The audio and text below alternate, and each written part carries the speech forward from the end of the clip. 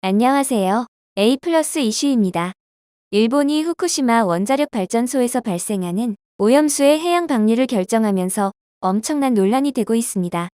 일본과 바로 인접한 우리나라와 우리와 마찬가지로 오염수로 인해 직접적인 피해를 입게 될 중국이 이러한 결정에 크게 반발하고 있는데요. 일본은 후쿠시마 원전에서 발생하는 방사능 오염수를 내년 봄에 바다로 흘려보내기로 했습니다. 일본이 내년 봄부터 오염수를 방류하기 시작하면 우리나라가 제일 먼저 피해를 입기 시작하는데요. 독일의 헬름홀츠 해양연구소가 연구한 보고서에 따르면 7개월이면 제주 앞바다로 오염수가 이동해서 영향을 주는 것으로 나타났습니다. 중국 칭화대 역시 비슷한 연구 결과를 내놨습니다. 13개월 정도면 우리나라 영해 전역에 오염수가 퍼질 것으로 예측했습니다. 하지만 일본 정부는 여전히 안전성에 문제가 없다는 입장을 유지하고 있습니다. 그러면 일본은 대체 왜 우리나라뿐만 아니라 인접국들에게 치명적인 피해를 줄 수 있는 오염수 방류를 결정한 것일까요? 이를 조금 더 잘 알기 위해선 후쿠시마 원전 사고를 다시 돌아볼 필요가 있습니다. 2011년 3월 11일 오후에 일본 역사상 가장 강력한 대지진이 일본 동부 해안을 강타했습니다.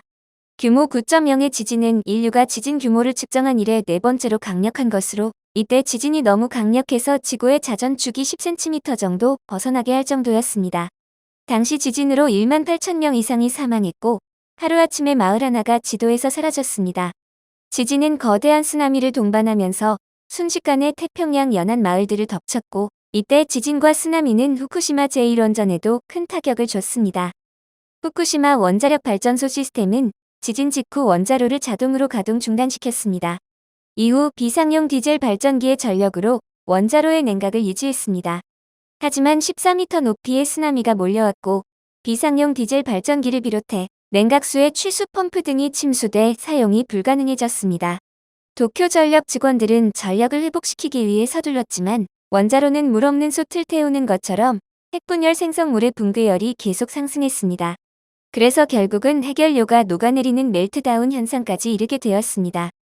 해결료가 녹는 과정에서 수차례 대량의 수소 폭발이 일어났고 해결료 속의 방사성 물질이 태평양 등의 외부로 누출되어 주변 지역의 오염과 피폭을 가져왔습니다. 이에 주민들은 대피했고 출입금지 구역은 유례 없이 넓어졌습니다.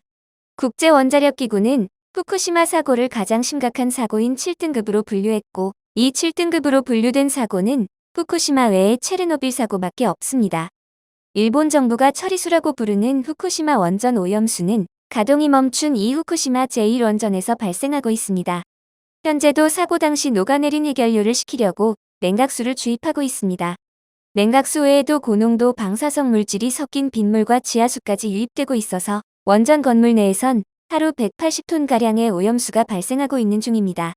도쿄전력이 제1원전 탱크에 보관 중인 오염수만 130만 톤이 훌쩍 넘어 오염수 저장 탱크의 저장 용량이 한계에 달했다는 것으로 알려졌습니다. 그럼 이렇게 엄청난 양의 오염수를 처리해야 하는 일본이 국제사회와 환경단체들의 반대에도 불구하고 해양 방류를 고집하는 이유는 무엇일까요? 역시 가장 큰 이유는 가장 저렴한 방법이기 때문이라는 것입니다.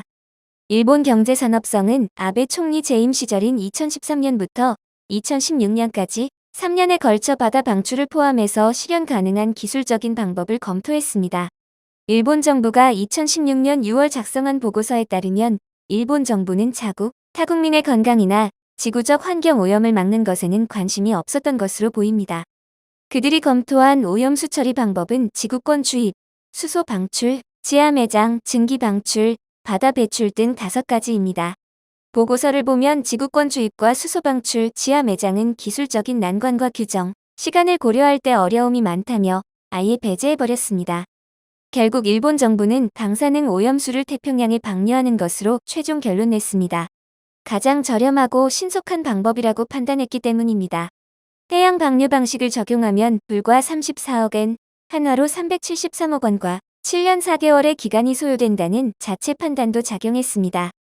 가장 안전한 방식을 택해도 모자랄 판에 가장 저렴한 방법을 우선시하다니 정말 어처구니가 없는 생각입니다. 한편 일본의 원자력시민위원회는 바다 방류 대신 대형 탱크 보관과 모르타르 고체화 보관 방법을 검토하라고 요구하고 있습니다. 방사성 물질이 시간이 지나면 자연적으로 독성이 줄어드는 원리를 활용한 것으로 환경 오염을 최소화할 안전한 처리 방법이기 때문입니다. 하지만 일본 정부는 바다 배출 외 다른 방식에 대한 언급이나 검토는 없었고, 많은 반대를 무시하고 안전성에 문제가 없다며 결국 결정을 해버렸습니다. 일본이 오염수를 바다로 배출하는 방식은 다액종 제거 설비, 알프스로 불리는 시설로 오염수를 한 번 거르고 바닷물로 희석하는 방법입니다. 원전 오염수 안에 포함된 물질 중 가장 언급이 많이 되고 문제가 되는 것이 삼중수소입니다. 알프스를 이용하면 세슘을 비롯해 62가지의 방사성 물질을 제거할 수 있는 것으로 알려졌지만 삼중수소는 걸러지지 않는 것으로 밝혀졌습니다. 삼중수소는 양자 1개, 전자 1개, 중성자 2개로 이루어진 화학물질인데 물과 화학적 성질이 같아 화학적으로 분리하기가 어렵다고 합니다. 만약 이대로 삼중수소가 있는 상태에서 오염수를 방출한다면 그대로 바다에 삼중수소가 퍼지게 됩니다. 그래서 삼중수소가 인체에 축적되면 정상적인 수소를 밀어내고 그 자리를 차지하게 됩니다.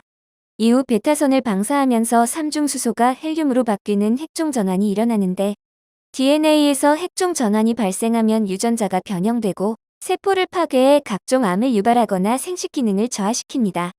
이러한 문제점이 있기 때문에 국제환경단체들은 일본 정부가 말하는 안정성을 믿을 수가 없고 일본이 거짓말을 하고 있다고 주장하고 있습니다.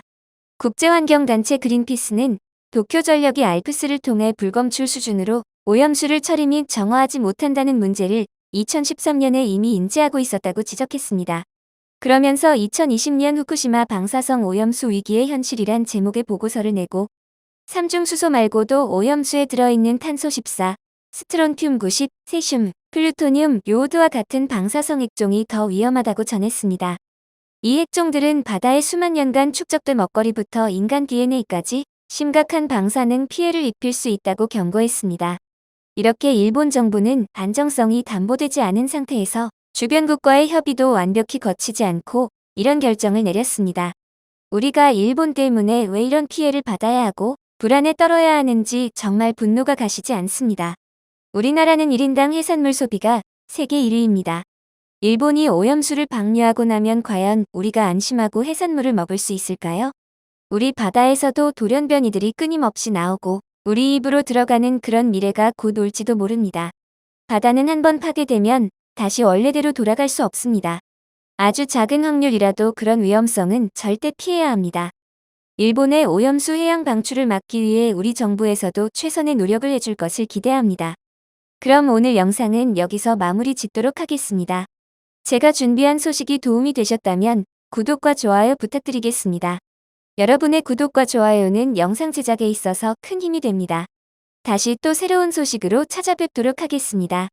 끝까지 시청해주신 시청자 여러분 정말 감사드립니다. A+ 이슈였습니다.